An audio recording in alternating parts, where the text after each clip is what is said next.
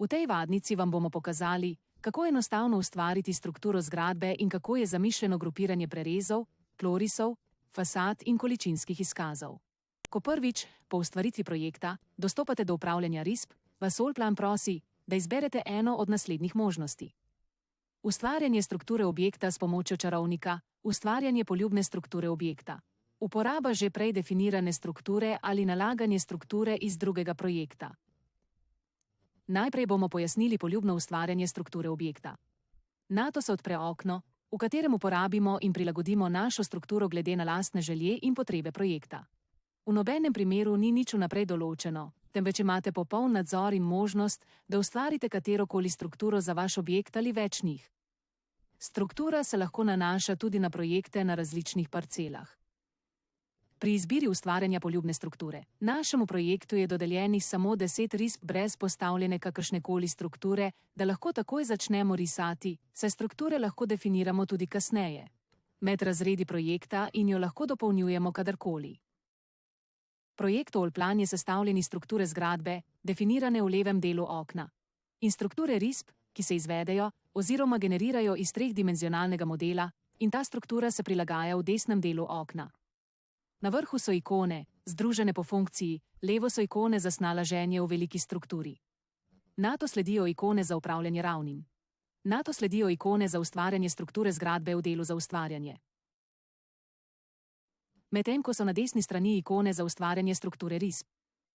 Sama struktura je sestavljena iz glavnih in poljubnih elementov, če je zgradba zapletena ali višinsko zelo razčlenjena. Strukturo je mogoče ustvariti na dva načina, z uporabo enega od teh dveh odprtih menijev, s principom drag and drop, ter z desnim klikom na posamezno zgradbo in ustavljanjem različnih nivojev strukture. Elemente strukture lahko poimenujemo oziroma preimenujemo na 3 različne načine.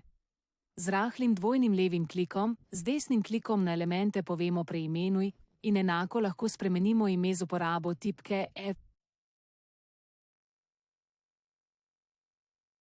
Po ustvarjanju etaž tem etažam dodeljujemo risbe, v katerih bomo ustvarili naš projekt. 2. Standardno boste za eno etažo potrebovali eno risbo, saj ta vsebuje skoraj vse, od zidov, oken, kotov, opisov, pa včasih celo stropne plošče. Sanitarne opreme in pohištva lahko po želji ločite v ločene risbe. Glavni razlog je ta, da želimo elementom omogočiti medsebojno interakcijo, in takrat je dobro, da se vsi rišejo izključno na isti risbi. Imate 9999 načrtov za projekt. Grupisanje risb je popolnoma odvisno od vas. Veliko lažje vam bo, če se istega načela držite pri vseh projektih za lažjo orientacijo. Obstajata 2 načina dodeljevanja risb. Z desnim klikom na etažo dodeli risbe. In v to pogovorno okno vpišemo številke risb, ki jih želimo uporabiti. Po dodelitvi bomo te iste risbe preimenovali. Še lahko dodamo tudi 2 poljubna elementa za situacijo in podlago.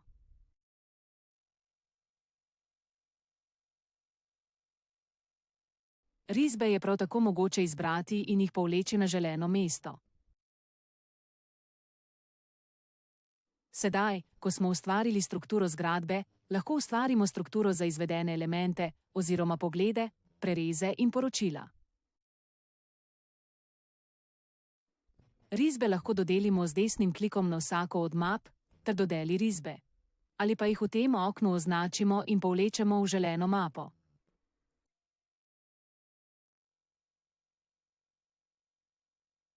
Za poročila ne potrebujemo načrtov, saj se ti ustvarijo neposredno datoteke PDF, Excel, Word ali pregledovalnik Allplan.